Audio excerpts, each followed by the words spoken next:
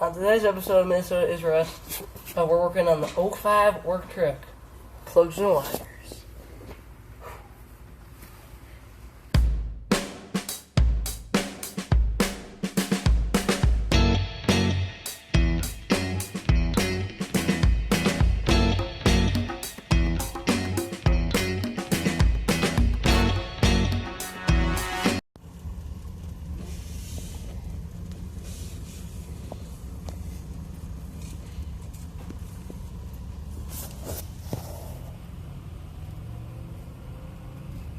Idling rough. We're back here with the shop truck 05 crew cab variety Chevrolet, trying to cure random or multiple misfire codes. So we got it in the shop, Grandpa's shop. We got it running at idle. And as I took a clip in the vehicle earlier, you'll see she's a little bit rough, but not too bad. One way to check is to see where we're getting spark is we're going to use a temp gun, and we're going to measure exhaust port temperature.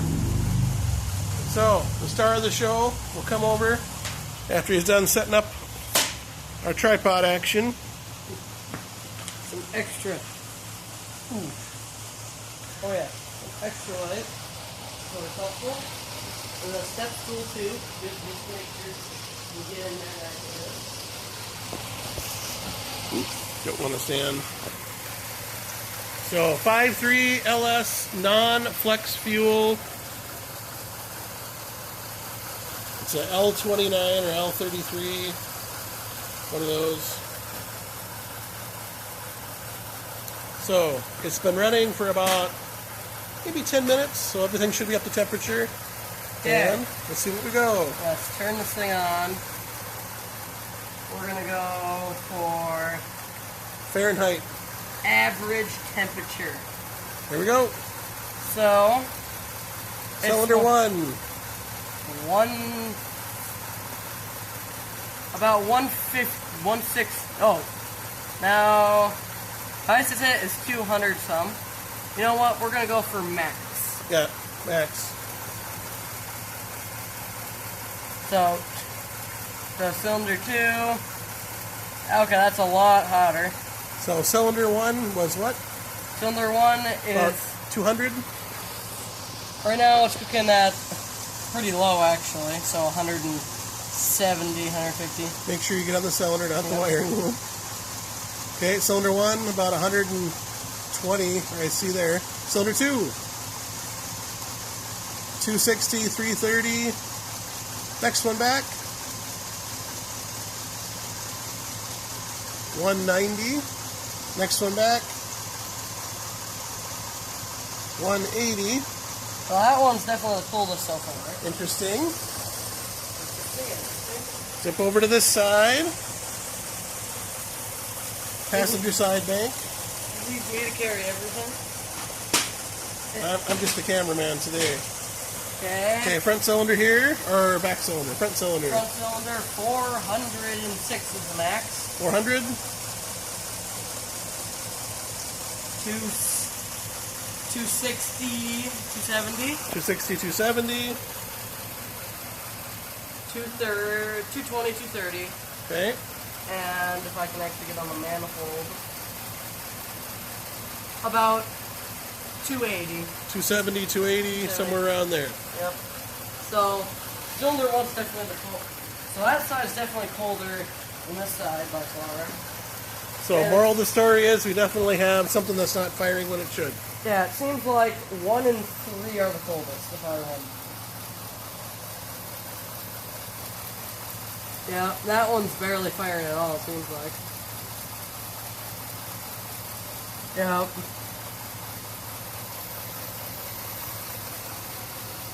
Yep, so 1 and 3 are the coldest of the bunch.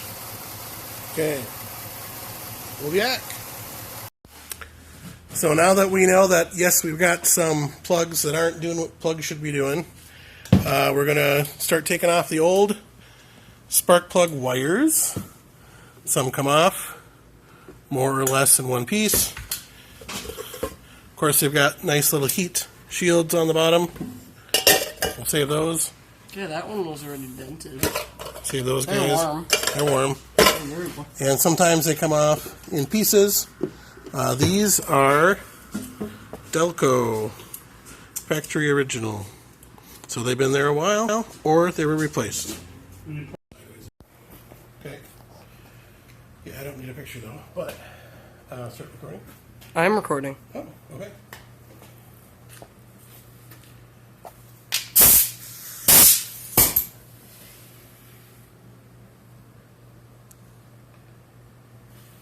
Are you gonna? So now that we got all of our high quality wires off. Well, they probably are high quality. They've just been there 238,000 miles. Yep, they seem factory. And you know, got all these off. And some of them came off a little bit better than others. So now that we got all them off of both sides, now we're going to blow it all out with some air power.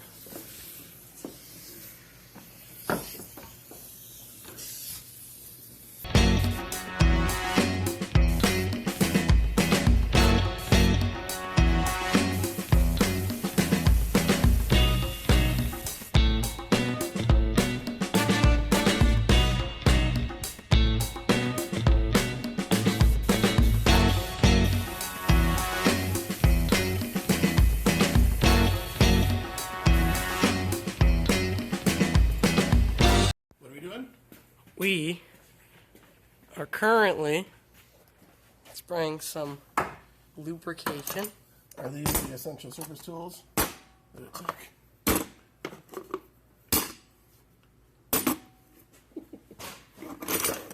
Yeah, those are the essential service tools that it took to get. I only used half the vice grips in that pile.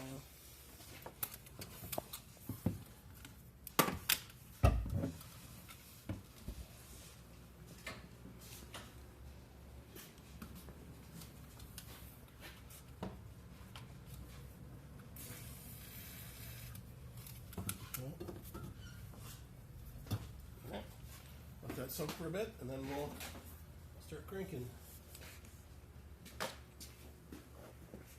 These are the tiny ones. Before we made it to O'Reilly's, we took one wire off and then brought it with to make sure. Then you can line it up and make sure they're the right length. And these are a tiny bit longer, but that's good.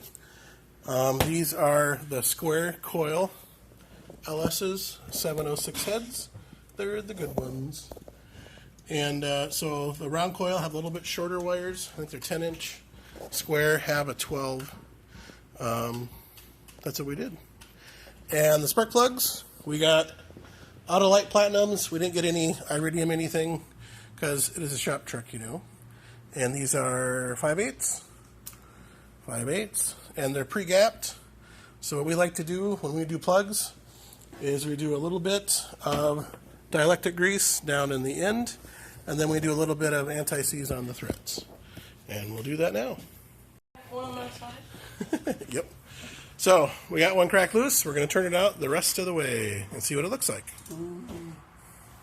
We should just be using a little Milwaukee wrencher right now. Now, this we want to get a good feel of, see how it feels. Of course, he left me the rest of the servo location. Thankfully, it's adjustable. We're just going to take that off. And we're just going to... Here we go.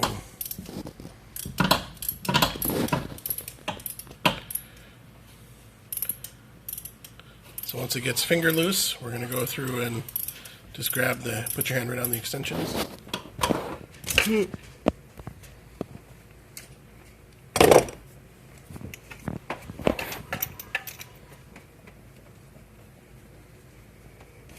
Plus my mechanics clothes at home, so we're just using the good old leathers today.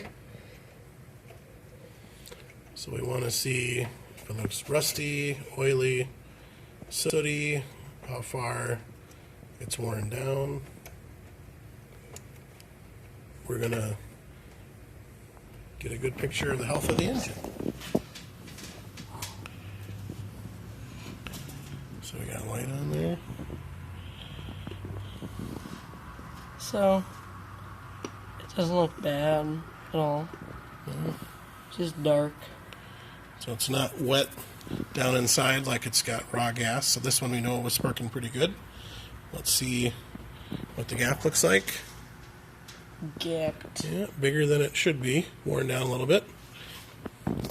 Yeah, we're getting All there. smells PB blasters. Yeah. On the end of that one.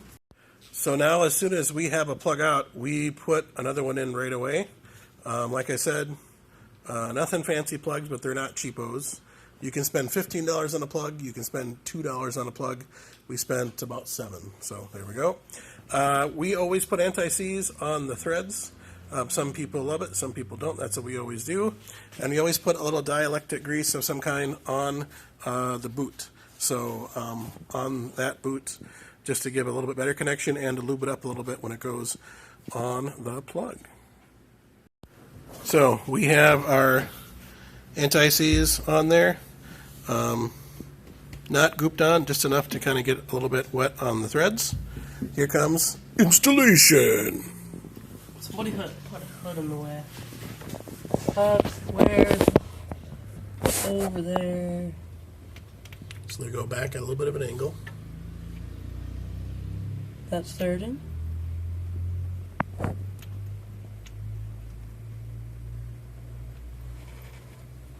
Keep twisting, keep rotating.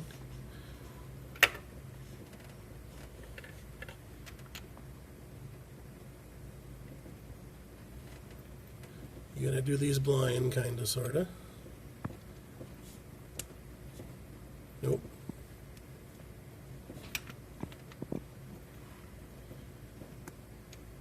Do you want the old man to start it? Mm-mm. It wants to go in right there when it stops. So go backwards until you feel it slip in, and then go forward, you know?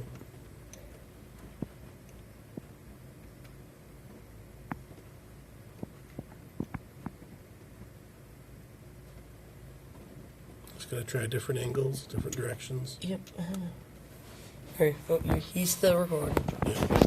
Then we'll come back in a sec. So, plug number 2 loosening up.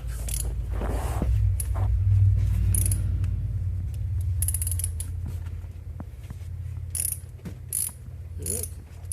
Nice thing about these LSs is typically plugs getting stuck are not an issue compared to some of the old junk that we've worked on.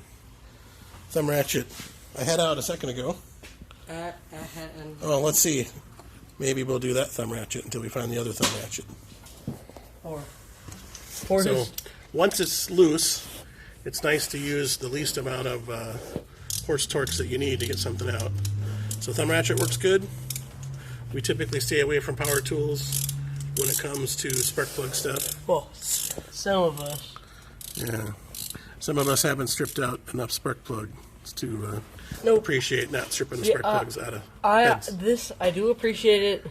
This is a lot better than working on like a 454 and a square body. Yeah, even though it's tight, we got a little bit of room.